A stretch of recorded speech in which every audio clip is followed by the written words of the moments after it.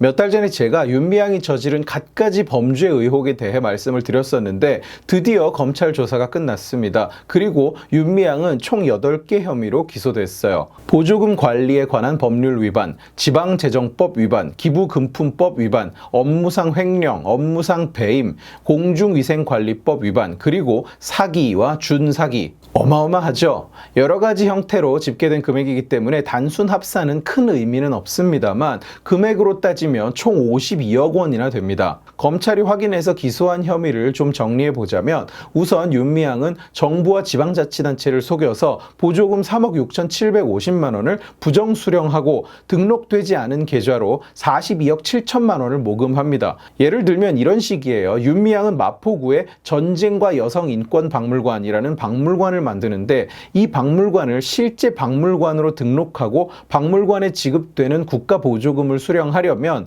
학예사를 1인 이상 고용해야 한다는 법이 있어요. 윤미향은 실제 학예사를 고용하는 대신 2008년에 잠깐 정대협에서 일했던 어떤 사람이 학예사 자격이 있다는 사실을 알고 이 사람을 그냥 자기네 학예사로 적어서 서울시에 박물관 등록을 해요. 검찰 조사 결과 이 사람은 윤미향 박물관에서 일한 적이 없는 것으로 드러났습니다. 그리고 서울시에 허위로 등록한 박물관 서류를 2013년 문화체육부에 제출하고 올해까지 1억 5,860만 원의 보조금을 받습니다. 그리고 이 허위 박물관 등록 서류를 2015년에 서울시에도 제출하고 올해까지 1억 4,370만 원을 받습니다. 업무상 횡령도 있어요. 할머니 해외여행 경비나 조의금 명목으로 받은 성금, 쉼터 운영비 등에서 217차례에 걸쳐서 총 1억 37만 원을 쇼핑, 교통비, 식비 등의 생활비로 사용했다는 혐의를 받고 있습니다. 특히 일부는 아예 현금으로 찾아서 써버리는 바람에 어디에 썼는지 확인조차 되지 않는 상황이에요. 기부금을 개인 계좌로 받은 사실은 잘 알려져서 이미 다들 알고 계실 텐데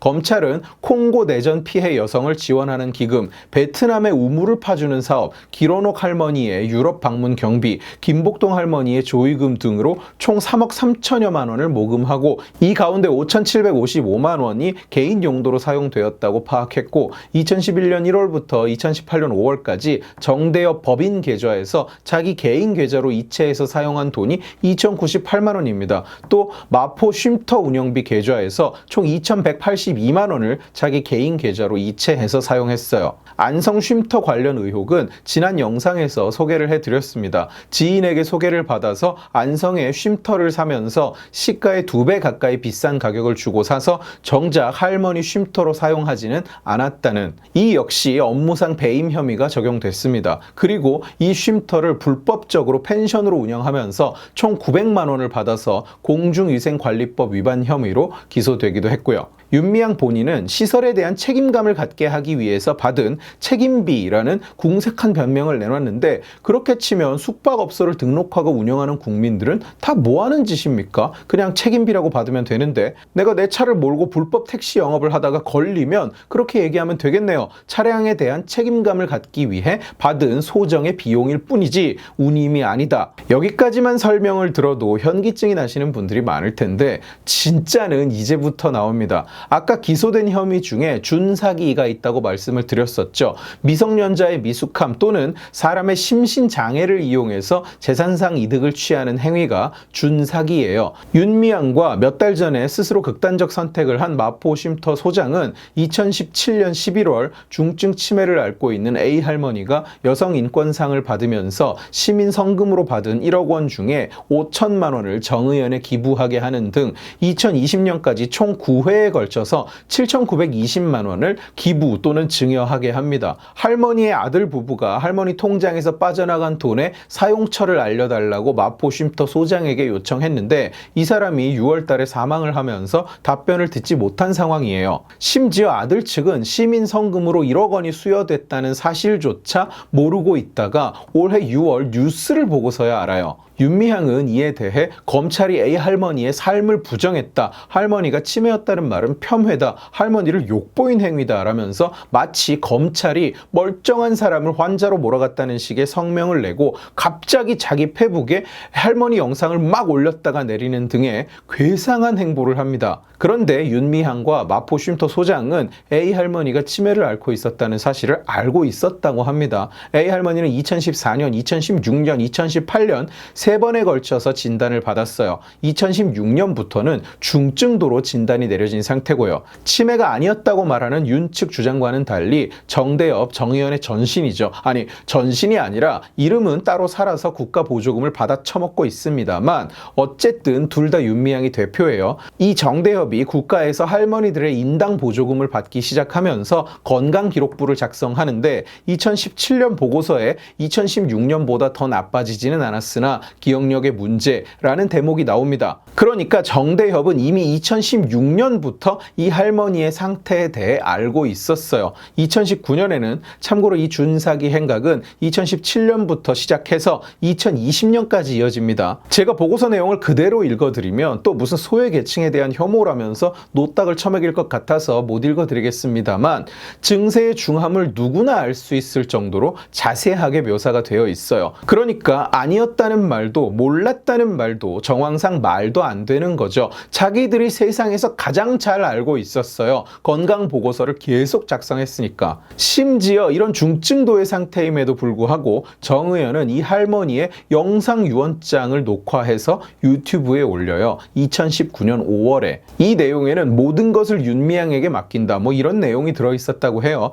중증 환자를 데려다가 자기한테 모든 걸 맡긴다고 말하는 영상을 찍게 하고 그걸 유언이랍시고 유튜브에 올려놨다는 거죠. 이 영상은 아들 부부 측이 이런 유언 영상이 있는지도 모르고 있다가 올해가 돼서야 보고 정의연에 이게 뭐냐고 질문을 한 다음 날 바로 삭제됐다고 합니다. 뭐 노딱을 먹어서 삭제했다고 말하지는 못할 거고 왜 아들이 이 사실을 알아차리자마자 삭제했는지 궁금하기 짝이 없네요. 제가 다른 정치인들 이야기를 하면서 무섭다고 할 때는 실제로 무섭지는 않습니다. 무서운 일이 일어날 걸 아는 거죠. 그런데 윤미향 이야기를 보면 진심으로 무서워요. 이건 이성이 보내는 경고가 아니라 그냥 공포가 들어요. 정말 인간 이외의 초자연적인 어떤 존재를 볼 때 느껴질 것 같은 그런 공포가 악마가 와서 보고 내가 봐도 이건 좀 심한데 할 것 같은 그런 내용이잖아요. 윤미향은 역시 궁색하기 짝이 없는 프레임 전환을 시도하고 있습니다.